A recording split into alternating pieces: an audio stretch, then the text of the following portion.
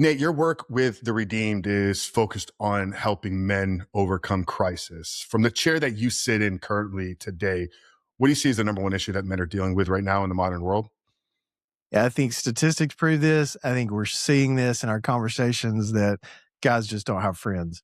At the end of the day, we have so much going on in our lives. We have our phone that's in our hand, and we forget that connection is being able to put this away and really hear somebody. And I think for us as men, because we're consumed with our jobs, we're consumed with our family, great things, but if you're not careful before you know it, you don't have any friends, you don't have any great connections. You may have some guys you can go out golfing with, but you don't have somebody at 2 o'clock when things hit the fan, you can pick up the phone and call. And we're seeing that time and time again with the guys that we're talking to. Yeah, I think I've seen some data around this, and you probably have a lot more to support this that, 90% of men under the age of 30, or not 90%, but more than half of men under the age of 30 report to having zero close personal friends. And that being defined as like that person that you call on in time of need, right? And you said it, man, we're in the most connected time digitally in human history. But I think you and I would both agree that men are facing a loneliness crisis and There's epidemic. no doubt about it. And I think oftentimes we'll even go back and go, there were things about guys in the 40s and 50s where maybe we'd look back and go, they weren't great about sharing their feelings. But statistically, they actually would report having better friends than what we in modern time have today.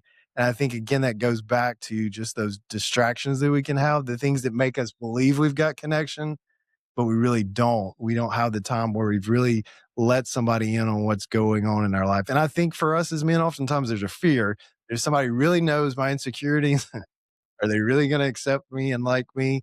And it's across the board. Younger guys are experiencing, but what we see is oftentimes younger guys actually have a space to cultivate it a little bit better.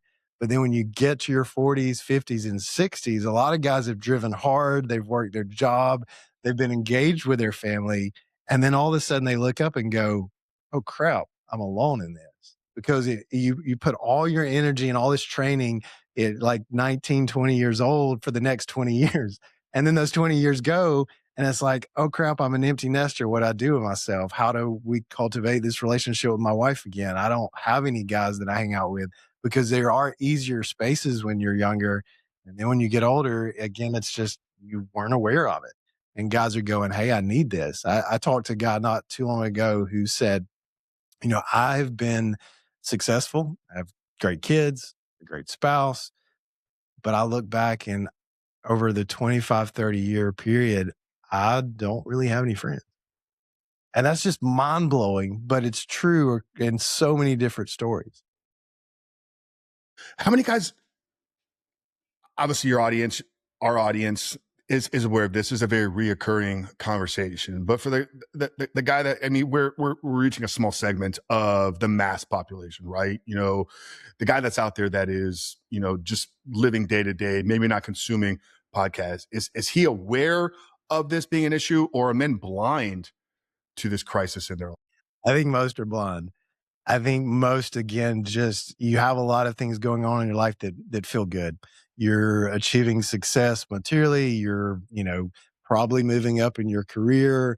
You have some guys that you probably do hang out with occasionally. They may be coworkers. They may be some guys that you go out with occasionally. They hit the golf ball. They hit the lake, but the depth of friendship is not there. And I think most guys just don't realize it because of the pace that they're keeping. And a lot of times they don't even give themselves the space to get there because they're afraid of what they'll find when they do slow down. Because we're so in a culture where really the busier you can stay, the more that is a gold star. Like, oh man, you got a family, you're at your lake house for the weekend. You're doing like the busier and what happens in that is we don't realize because we don't take time to slow down and go, man, there's some things on the inside of me that's not healthy and that needs to change.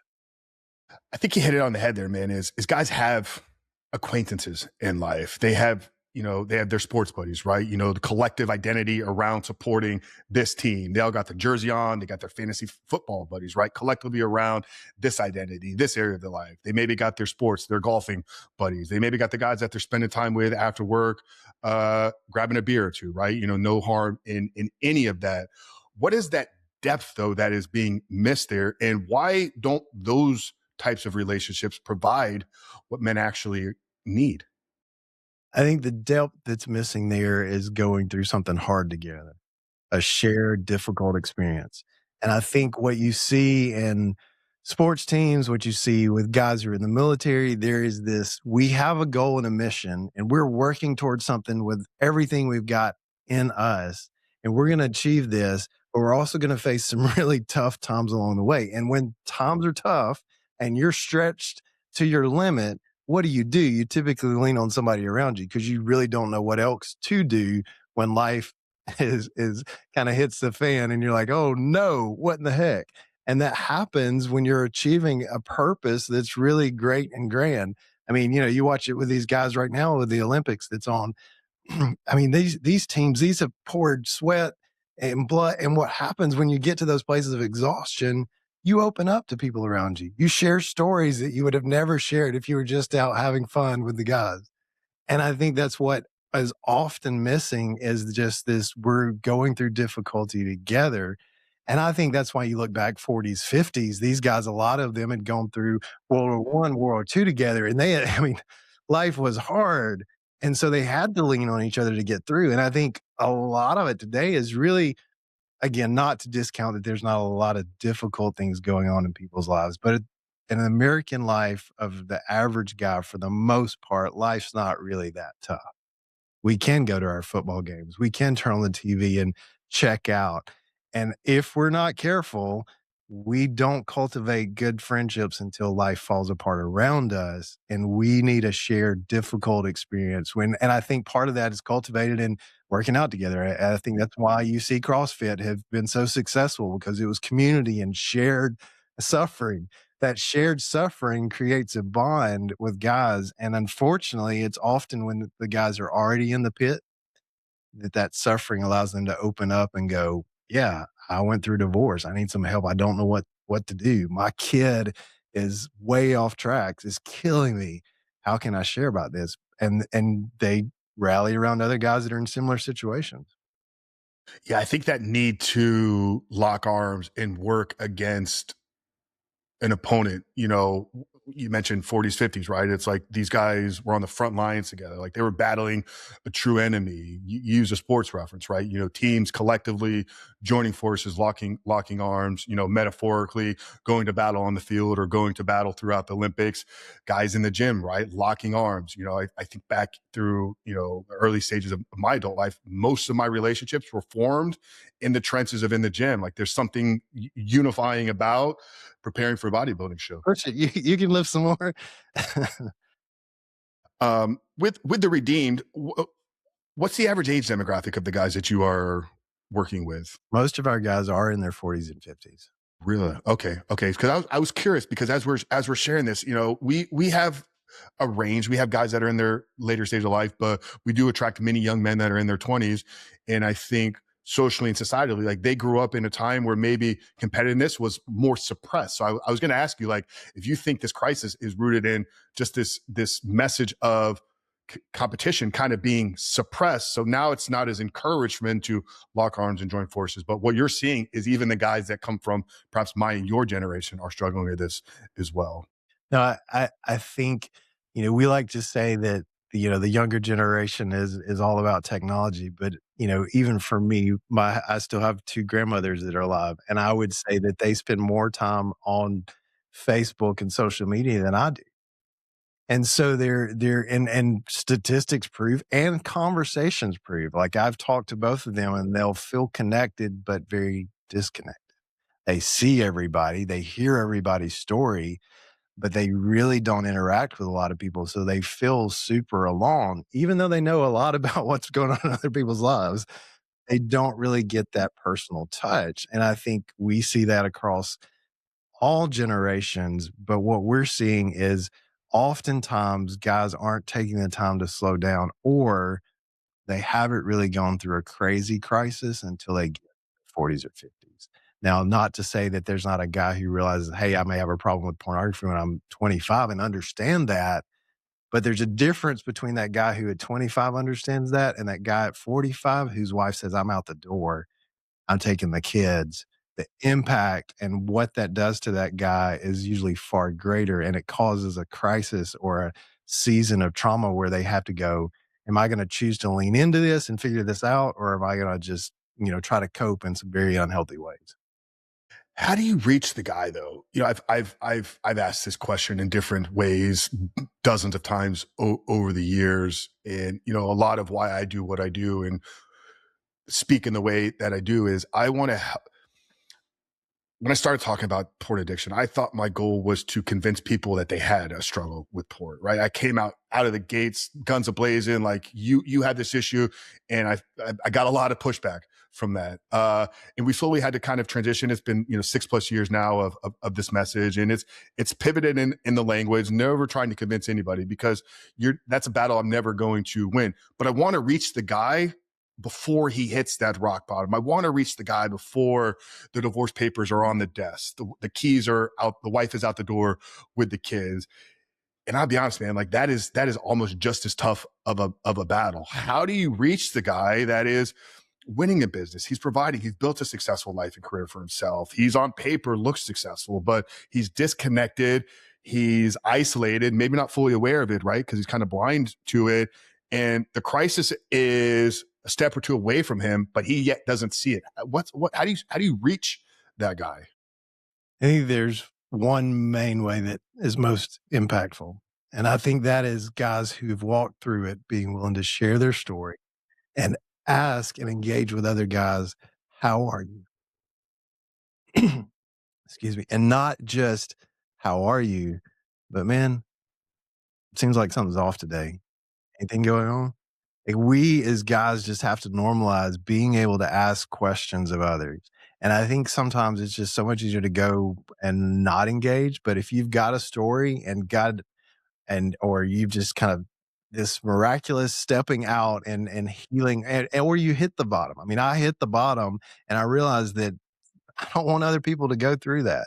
So what I typically do is go, can you tell me more about what's going on in your life today? And oftentimes, if you take time to listen and slow down long enough and get them out playing golf, get side by side, working out, doing something hard, we as guys will open up better if we're doing something physically.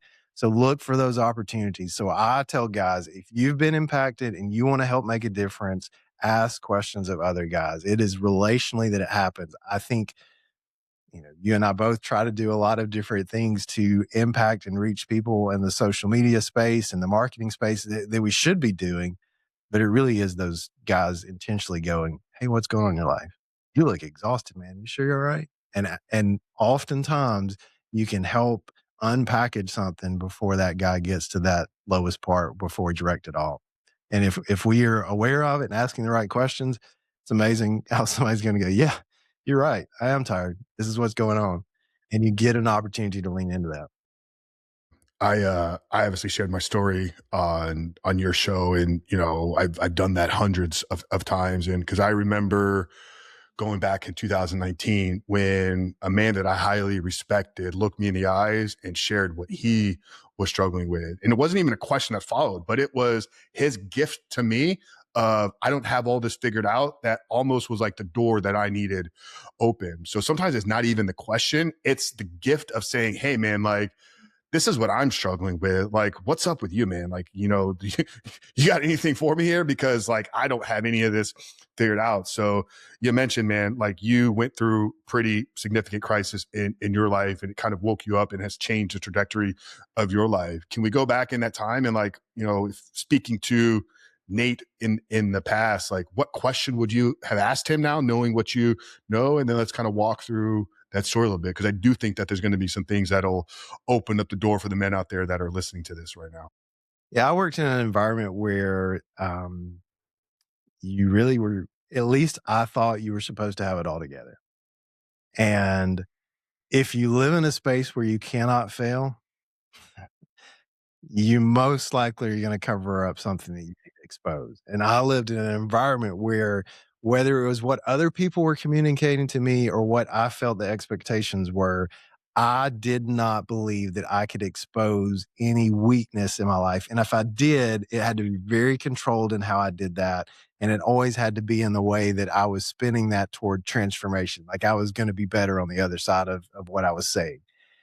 And what happened to me is just this slow shift to where I had friends in my life, guys who were around me, who knew me, who I was sharing everything with, and before I knew it, I really started disconnecting. I was a person who could put on this front that I had it all together, that, there was nothing really off in my life, and yet when I would leave and go home, the coping side of that would just make me wanna go inward of how can I escape this? I cannot be perfect. I cannot keep this up. And so for me, there was this pattern of I would escape to pornography because it was the only thing that I felt like would help me deal with this pain that I felt of performance. And I honestly thought I was free from that. I had made some changes in my life. I had developed community around me, but then I moved. So you got new relationships to build. You can't stay in touch with those same people. And then that same pattern begins to come back of let me cover this up, let me hide, let me not be really honest about this. Even having people that ask questions, you're like, do they really want to know? Or are they just being polite? And oftentimes I felt like they were just being polite. So I wouldn't engage with that out of fear or out of this belief that if they really knew me, they wouldn't like me. And I didn't know how to deal with that because I wanted people to like me. I didn't want people to go, man, what is wrong with this guy? I want people to accept me. We all do. We want to know that, when we share our worst, that people are going to go, okay, not so bad. I honestly can relate to that. But what happens is we believe this lie that if we do share, they're going to reject us. They're going to turn away from us. And so for me, I covered up a lot of things to the point where, um, you know, I went through a very difficult season with my wife. She left for a period and it wrecked me. She was pregnant with our third child and I couldn't hide anymore. People knew that there was something going on in my life. They saw my wife wasn't around. People were asking questions, and I began to deal with a lot of things in that season. Um, but she came back, she moved back in. We kind of restored our marriage. Our youngest daughter was born. And then what happened is I didn't deal with that pain and I didn't continue that process. And before you know it, I was actually in a worse situation, covering things up because I did not know how to deal with the pain that was in my life. And she confronted me one day. She had found out about this relationship that I had that was inappropriate. We'd never met in person, but we had, exchanged inappropriate text and she was out and everything came crumbling down. And I talked to some guys and let them know what I was walking through. And it was embarrassing. It was hard, but I had, amazing guys step around me. And then what did I do? She wanted to move several hours away, like 6 hours away, and so I said, "Okay, if we're gonna restore any hope of that, I'm gonna move and let her do what she would like to do so I can be close to the kids." And that led to about 3 years of the worst in my life because I stepped away from all those people I had just opened up, who had just accepted me back into my hometown where I did not feel like I could let anybody know about what is going on. I'm living with my parents. I'm in a small town, a couple of thousand people. I graduated the top of my class. I was in the newspaper all the time. Everybody knew who I was. And so I didn't like it was this I felt like an imposter. Like, here's this person who's supposed to be successful. Now he's back home living with his parents. What a failure. And so for the next 2.5 years, man, I went all in with basically anything I could do sexually to gratify myself. And at one point I'd gotten to where I did not think I could get out of that. I thought it was who I was. It was the darkest weekend I had ever had. And got a message on Instagram of all places, and most of my messages were not appropriate messages, but this message was somebody that connected through a mutual friend. She began to talk to me And somehow she saw somebody that I didn't see. And through the way she loved me and spoke to me, I began to see myself in a totally different way. And because of that, I stepped out of that lifestyle that I had been living just wholeheartedly for a period that was just, it was awful. Because on the outside, I'm doing the things I should do. I have a decent job. I'm taking care of my kids. But man, when I would go home, I didn't know how to deal with what was going on in me. And so I would escape as much as I could, which anybody who knows and has been there before, you think you're escaping, you're actually just creating more to run from. And so she really, we began to talk, communicate. She was in Germany, I was in America. Our sixth visit, we got married, and crazy, crazy story. It was not because of her. I believe it was God's work in me, but He used giving me a gift that I did not think I deserved or could have. And to me, that helped me see myself different. But at that point, I went, God must really love me because He's giving me something that I do not deserve. I'm at the worst of the worst right now. And I met somebody that's amazing, and she actually likes me. And she knows everything about all the ugliness of my life. And she goes, "It's okay. That's not who you are."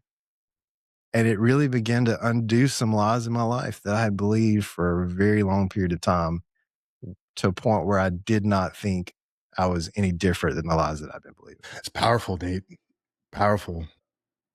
The foundation of everything I've worked on and built and created, from the superhuman life to the rebuilt man, and all of our work centers around this core theme that I believe to be a fundamental truth, that all transformation is rooted in an identity change. And throughout that entire story, it's like the identity language was jumping out at me, right? I was successful at the top of the class, identity, right? I had this identity of like, this person, I needed to accomplish this thing. I was identity on the outside, successful in the way that people saw me behind closed doors. This was my identity, person that couldn't face your own fears.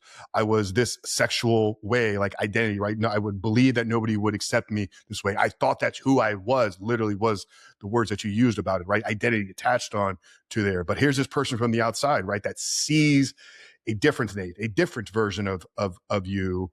Um, and then you latched onto what sounded like a restoration of your faith. Or where was God in your life maybe throughout this, and what role did He play in helping you see the ability to, because that's the story of Jesus, right? Is like death and resurrection, like we are all granted this ability to transform ourselves. You were born anew, right? I think that's the Christian theology summarized in my ignorant way, right? So what role was God playing for you in this time, and how did that journey transition for you to true restoration?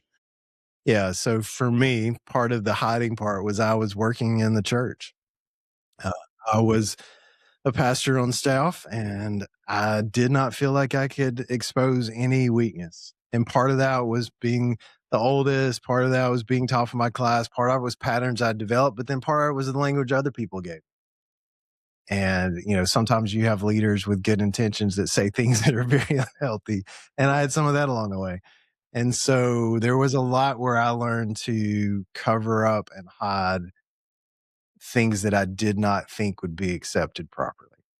And, for me, I always knew what I believed about God, and I started a personal relationship with Him when I was in high school. That, man, it was real. And I believed in the gospel. I believed that, everything could be restored. I believed that true transformation happened because of what Jesus was doing in our lives.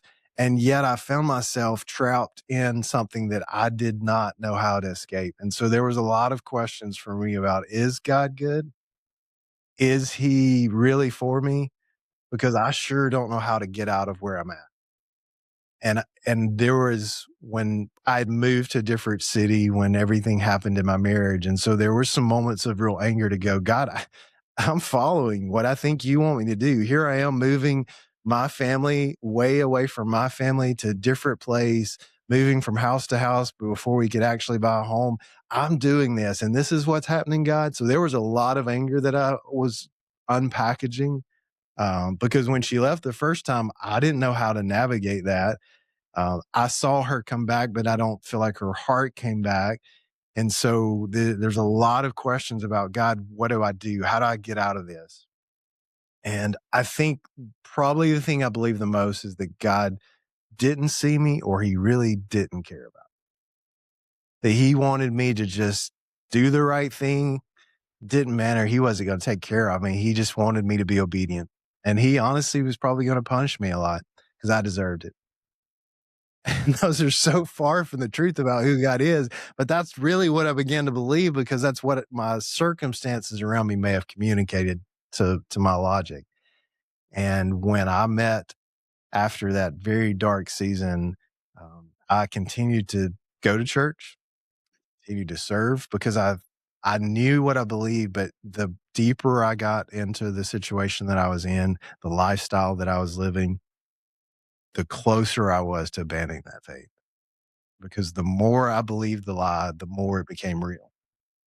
The more the life I was living was all the only way I could see myself, the more there was no way out of that. Like it was a delusion I had. And yet when this amazing woman was able to see me and treat me not even though I had exposed everything that was ugly in me because I was like, there's no way she's gonna like me. So if I tell her all this, like she'll run away. And when I tell her all these things and she leans in, it really clicked for me that I've been looking at God all based on my circumstances, based on where I'm at right now. And I think it for me, it really goes back to the story of Joseph in scripture. If you know that story, Joseph had his father's favor. His dad liked him a lot. He was the youngest. He got a robe of many colors. A story as a kid often told. And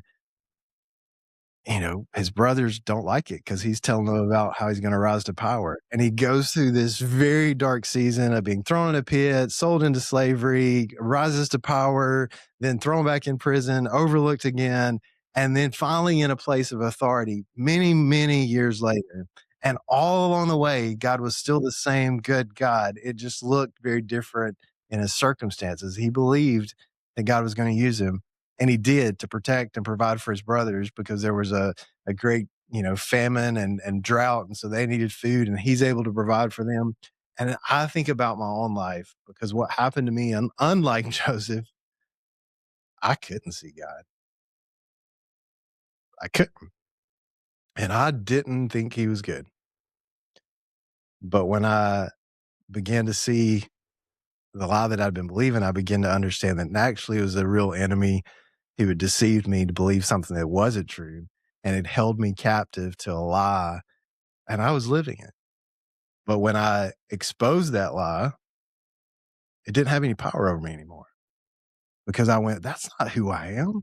So now, even if I struggle with wanting to look at something that I shouldn't look at, that's not me. That's not who I am. I don't do that. That's not Nathan.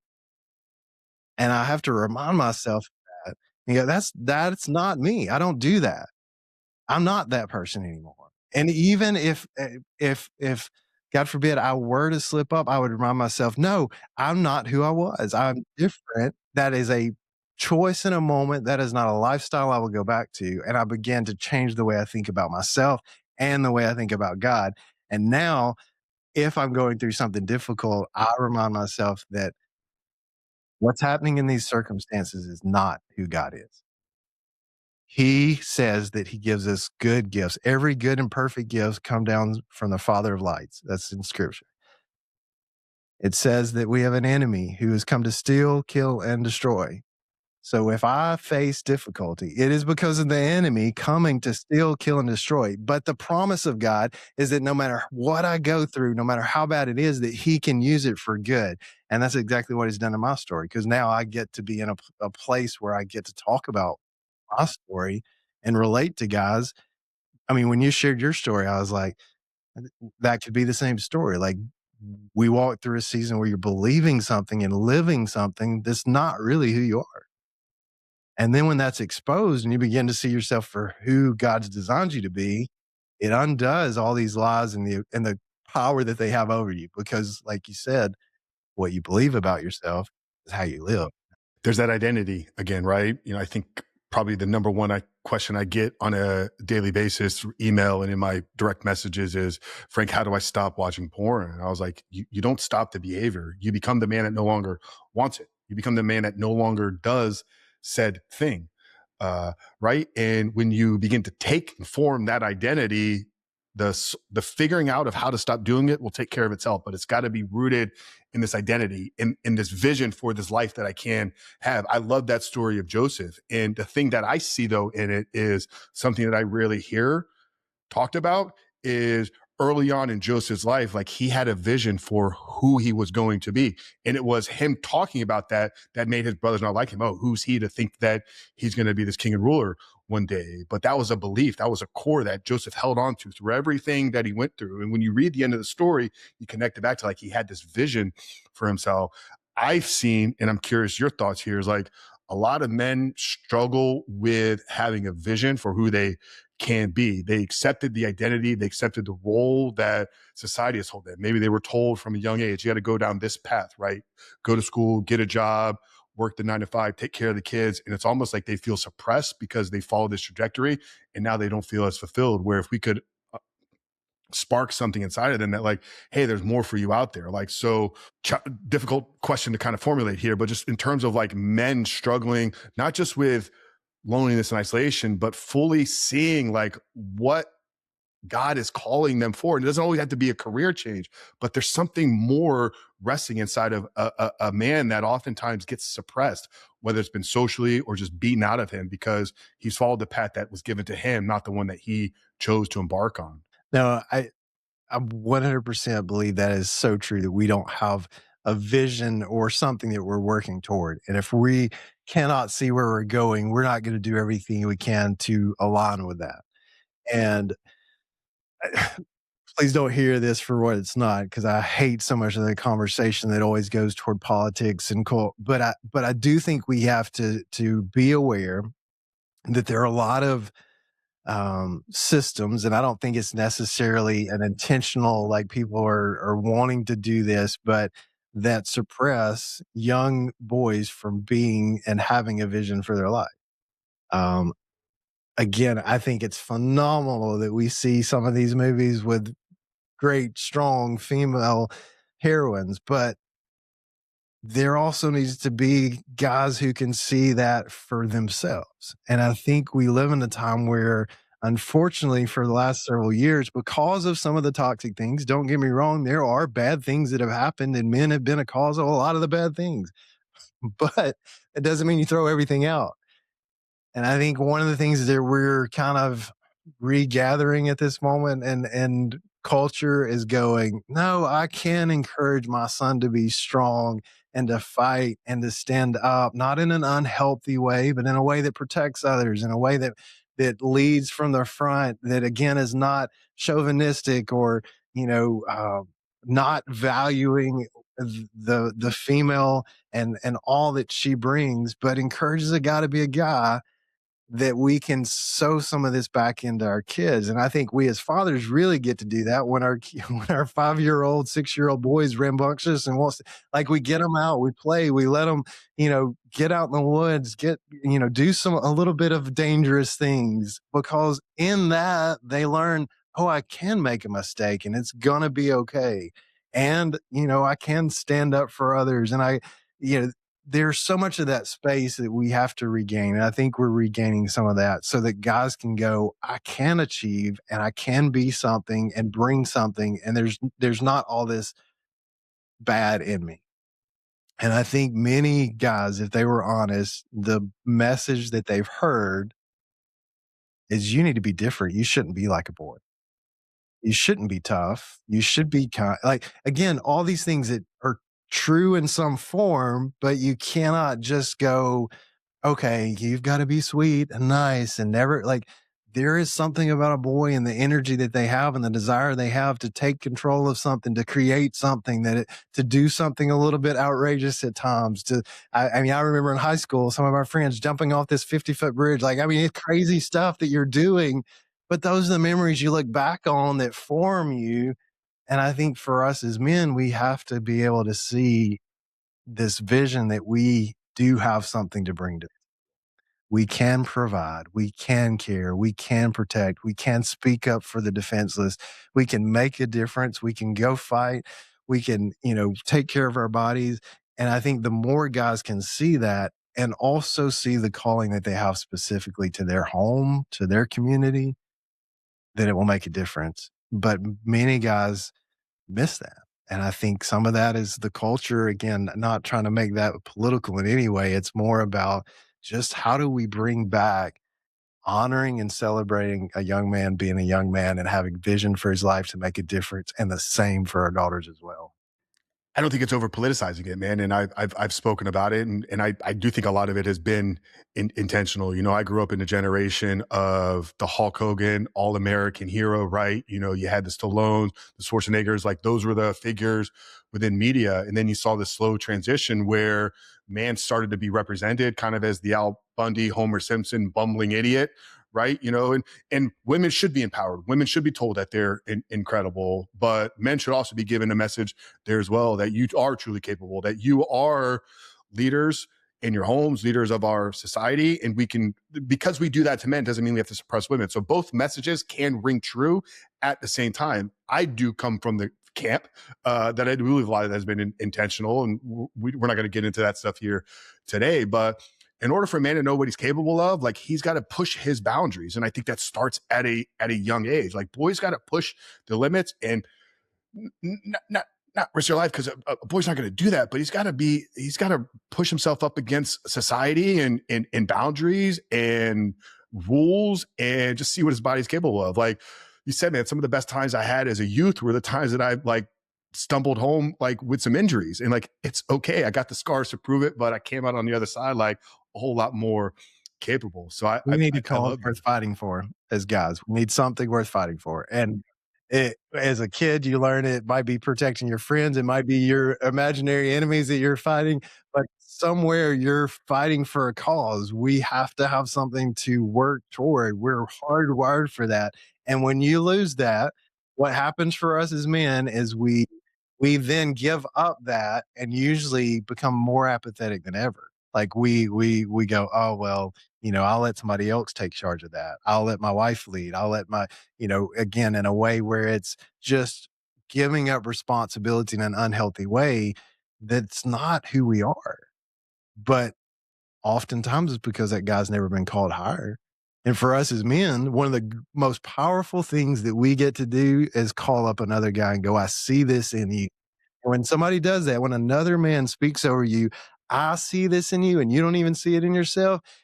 You're like, yeah, that is who I am. Because there's something about that and who we are and how we're wired as guys that when we hear that affirmation from another man, it is so different than if we heard it from a woman.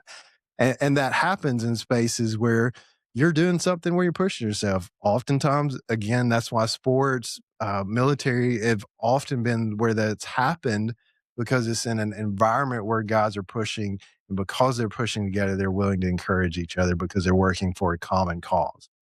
And for us as men today, we've got to figure out what it is we're working toward and have a vision for our life of where we want to go. And that makes us go, no, I'm not going to do that because that's not the direction I want to go in. I'm not gonna drink too much, and I'm not gonna go over here and hang out and do inappropriate things or say inappropriate things about that woman. Why? Because that's not who I am, and that's not what I want for my life. That's not where I wanna go. I want a wife who loves me and knows that I honor her. I want a kids who respect me and know that dad does exactly, and when that happens, it gives you a confidence and a swagger in some ways that you need. That we as men, there's a healthy swagger. Amen. Amen. No, a battle to fight. And I think John Eldridge points directly to that in Wild at Heart. The three things that are on every man's heart is a beauty to rescue, a journey to go on, and a battle to fight, right? And we've talked about in our content, pornography hijacks that beauty to rescue. Like it places women in the lens of objectification. Like you don't have one woman that you're honoring, but you have thousands or millions of women that you're consuming. I think video games oftentimes hijack that journey, that pursuit that men can go on, and also sometimes that competition piece. Like we can get this false sense of competition in a fantasy driven world, where we're not locking arms out there in the real world. So for you, you went through this journey, this kind of wake up, woman comes into your life, opens your eyes to what you're truly capable of. Sounds like at the time you were involved in the church, but you whether had a calling or made a decision to step out of that role and get into what you do now. What was that transition like? What did you see the redeemed offering, or was that not the direct, I guess, step for you? But what made you decide to leave the church and do more of these offline, online kind of ministry work where you can speak directly to men, maybe not with as much of a filter, I would assume, is maybe what you were seeing there. No, I stepped away from the church because I wasn't healthy. I'd gone through that divorce. I was in a bad place. So it was my responsibility to remove myself from where I was. And so at that point, I began to do some other jobs for several years. My undergrad was in landscape design. So that's what I went back to for the longest period. And I enjoyed it, but it wasn't what God had called me to. And my call was still the same to pastor, shepherd, make a difference for the kingdom of God. And when I would do a cool landscape job, man, it was fun to see the work and all that went into that, but it wasn't something eternal. And so I really wrestled with what it looked like to be in ministry because I'm like, here's my story. It's so messy and ugly. Am I worthy to do this? Not in a like I think there is something special about, the call to serve as a pastor, that there is a standard that's given from to us through scripture that men should attain.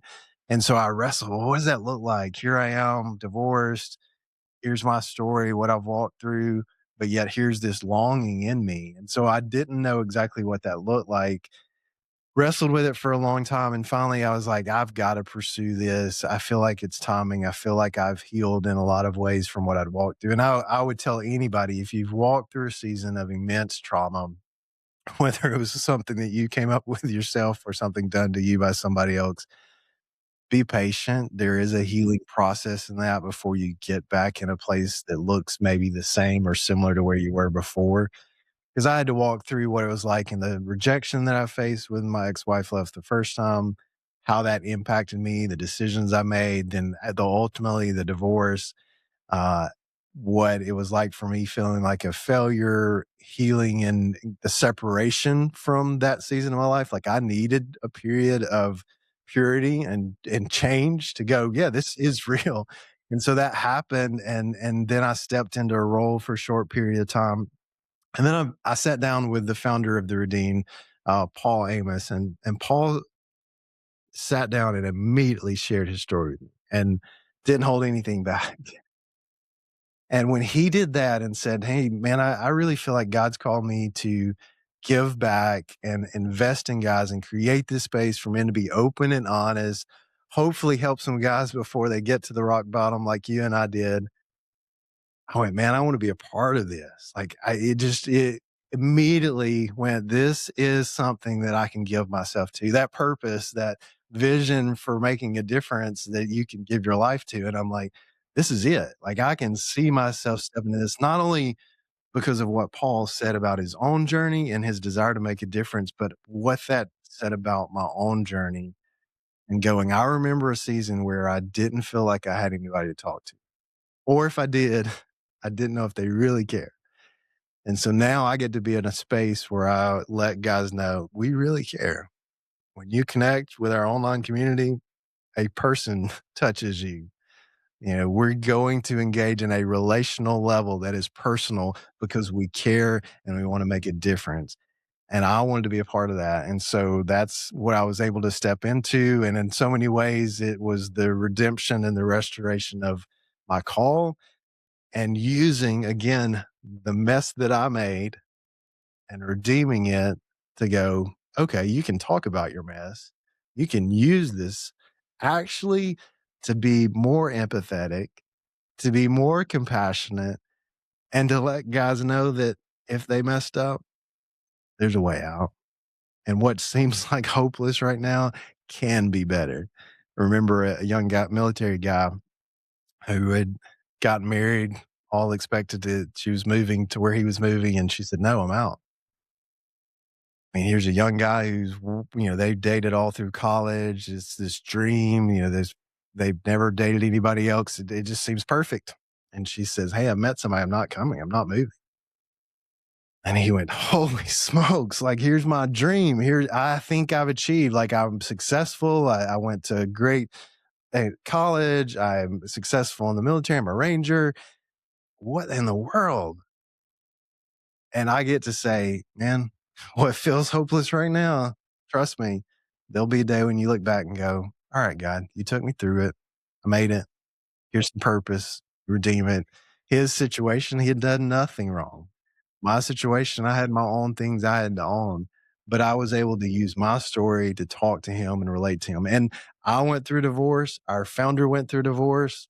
I ended up getting remarried. My marriage was not restored. His marriage was restored. Now he's remarried to the woman that he was married to before. And I get to say, our stories look very different.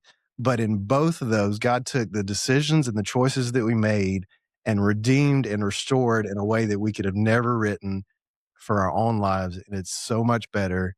And we get to use that now to make a difference in other people's lives. And as a leader, just like you talk about, if you sit down like that guy that made an impact, if we go first, share our story, it's amazing what happens around the table with other guys because they're like, "Oh, me too. Let me tell you mine." Yeah, so true. So walk us through, Nate, if you can, like what is the redeemed? Obviously, you guys have a podcast. I know there's communities. If there's a guy and he's resonating with the story here, maybe maybe he's resonating with some of the things you shared about Paul, and he's looking for a way to get connected. Like what what is it you guys are providing, like from a structural kind of framework standpoint? Yeah. Well, like you mentioned, we do have the podcast, which is kind of one of our front doors just to let people know a little bit about who we are. And it's great conversation. I mean, just like you and I are having today, it makes us better to learn and to talk to other people. And so that's part of the avenue that we have. But really, the heartbeat for us is to provide that space for guys to be able to connect with other men who are pursuing following Jesus. For us, that's important. That's a kind of a core value for us. I will say though, we are always open. If you're like, "Man, I don't know about this Jesus thing, but I do know that I need friends. Come check it out." We've had guys before that is like, "I don't believe the same thing you do, but I want to learn and see what you're doing and see if it makes a difference in my own life." But our online groups, we have 2 facilitators and then 10 guys in that. As we found that 12 guys in an online group allows everybody to kind of be able to participate and communicate. And our groups range anywhere from 6 weeks to 9 and 13 weeks. I recommend 9 to 13 weeks because you develop a deeper relationship, but sometimes you may be in a season where you can only commit to 6 weeks. Well, 6 weeks is better than no time with other guys. In our groups, really, we unpackage the first 15, 20, sometimes even 30 minutes of guys going around highs and lows or wins and losses just to be able to kind of unpackage where you're at. Because oftentimes for us as men, one thing we're not always good at that our female counterparts are is knowing where we are emotionally. And part of the way we can protect ourselves is understanding, oh, I'm hungry, I'm angry, I'm lonely, I'm tired. That's why I'm like, I'm all for those things. That's why I'm making poor decisions. But we often don't slow down long enough to really pick that up. But other guys can help us do that sometimes when we're sharing. And then we talk about several different things from leadership to books of the Bible to secular books like James Clear, Atomic Habits. It really is just how do we get conversation going. And for me, I believe that anytime we're talking with other guys who are in different seasons of life, we get better. Whether it's talking about scripture or talking about a secular book, if we're open and honest and we really want to grow, being around other guys, we're learning from one another. And so that's really what our groups look like. The way guys participate in that is they sign up for our online community. At one point in time, we had those kind of outside of that. We've since created a space where guys can stay connected because our desire is that men have those relationships no matter where they're at. So let's say a guy signs up, he joins a group for 12 weeks, then he's not a part of a group for another year. He still has that community he can reach out to, see what's going on in their lives, receive content. We have resources in there. And so the best way for a guy to get involved, just to go to theredeem.com. There's the podcast on there. You'll see clearly how to join our groups. You'll learn a little bit about our small groups. We also do twice monthly, thing we call starting point sessions where guys can come hear from me about who we are, what we do. Great way to check it out. And then actually in the month of March, we're doing some open groups where guys can come one time just to build community. We're always looking at new avenues. But for us, come for a little bit, stay a long time. You may be a leader or come just in a season when you need it. For us, I believe wholeheartedly that sometimes guys just need it for 6 weeks or 9 weeks. And then other guys go, no, this is awesome. I want to help give back. I'm going to lead a group because this has made a difference in my life. And that's kind of what we do and how we do that. We're not trying to replace the local church. What we believe is there are people all across the US, all outside the US who go to great churches, but they don't have an option that works for their schedule. There's only mixed co-ed groups, and they're like, I need some groups where I can talk about my struggle with pornography or my struggle with alcohol or whatever that might be that they feel uncomfortable in certain settings doing. And then there's other guys who go, I would not share with anybody in my local church about what's going on in my life right now. And it provides an avenue for them to do that in a way that maybe is less threatening, with the hope that at some point they'll be able to share with people face to face. But sometimes that first step is terrifying. I remember how terrifying it was for me. And so in an online space, oftentimes it feels a little less threatening. I love that, man. And guys, we'll have everything linked down there below to connect with Nate, to connect with the Redeemed, the podcast, the YouTube, all those great links and channels. It's been interesting, man, because I've been in this work now for 6 years. I started coaching men in a one-to-one capacity January 28th of 2020. So we've just celebrated 6 years of coaching. And back in the day, I didn't know what I was doing. I only took on one-to-one clients. And then we went to a similar model to what you guys had, were more cohort, small group stuff. And now we have a rather large community, and we'll segment it out into smaller groups, still the one-to-one touch for the guys that really need it. But for me, what I've seen, man, and we've had a conversation of the crisis, the struggle, the things that men are dealing with societally, like how do you wake them up? Like the thing that has me hopeful, Nate, is like guys are craving this stuff right now. They're craving these communities. They're craving these conversations. Yes, Sunday's important. Attend your church, get connected, learn, hear, get the word fed into you. Men are craving, though, this place where they can go have these deep, meaningful, growth-centric conversations. Not who won the game on Sunday, not how's the weather today, not what are you doing at work. It's like, how do we lock arms and grow? So it's got me so fired up for what's to come, because I've been able to see it where in 2020, nobody wanted this. The world was shut down. Everybody was like, I need to stay alone. But it's been a massive transition, man. So I love what you guys are doing, man. And we'll have all that link down there and continue to support. Well, I just want to honor you too, man. I from getting to speak to you the first time and having you on the podcast on our show and being able to be on here, man, the work that you're doing is making a tremendous difference. And you've just been faithful to steward your story. And I think, one of the things that I firmly believe is if we all work to help each other win, we're all going to win. And for me, we know that there are other guys doing great work, and so I'm going to point guys to those guys who are doing great work. This might fit for you. This may not be the right space. And you guys are making a tremendous difference. But I want to honor you for that, for the story, for how you're sowing into that, how you're being faithful and stewarding that. You're making a tremendous difference and it's helping guys. And it's good to be able to lock arms with guys like you who are with the same purpose and desire and vision and excitement about what's happening. Because it really is. I believe that. I see that there is something happening right now that is unique and it's fun to be a part of. Well, I appreciate that, Nate, man, and those words are reciprocated right back to you, man. I was pushed in those early days of starting this. Like, what's your goal? I was like, I want to help guys quit porn. I had a mentor. Like, that's not big enough.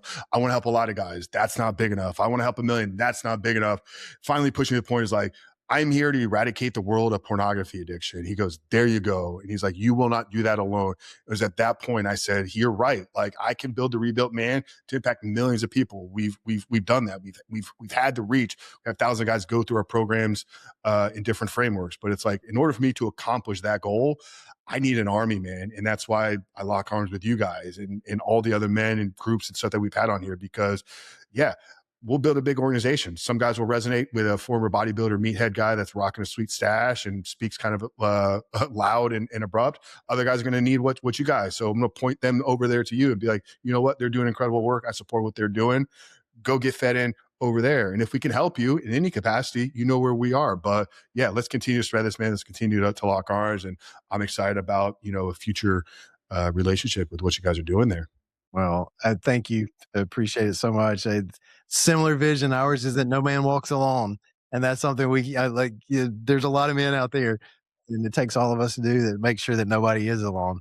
And there are, unfortunately, a lot of guys who are still in isolation. And we're going to do everything we can to say, hey, come join us. Absolutely, brother. Well, you guys are doing a great work. Like I said, Nate, we'll have all your links plugged down there in the show notes, guys. Make sure to connect with them. Incredible podcasts, incredible things that are happening over there at the Redeemed. Our last and final question, we end it with the same one here every single time. Title of our show is The Superhuman Life, episode 326, 6+ years of me kind of defining this and coming up with a thesis of what I believe it to be. But I love to always get the guest take. So Nate, from your perspective, your experience, the journey that you're on, how would you specifically define living a superhuman life? For me, living a superhuman life is being completely surrendered to God and finding that in surrender, I actually gain everything that I thought I needed and being in complete control. Nate, brother, I want to recognize you and your vulnerability, your strength, your wisdom, your leadership, all the incredible work you're doing with men. So guys, make sure to connect with Nate and his team over there. If you got value out of this, as always, make sure to rate, subscribe, review, and most importantly, someone in your life is struggling with anything that was discussed here today and needs to hear this conversation. Do us a favor and him the blessing by sharing this episode with him. But for Nate Dewberry of The Redeemed Man, your host, Coach Frank, we love you guys. We'll see you in the next one.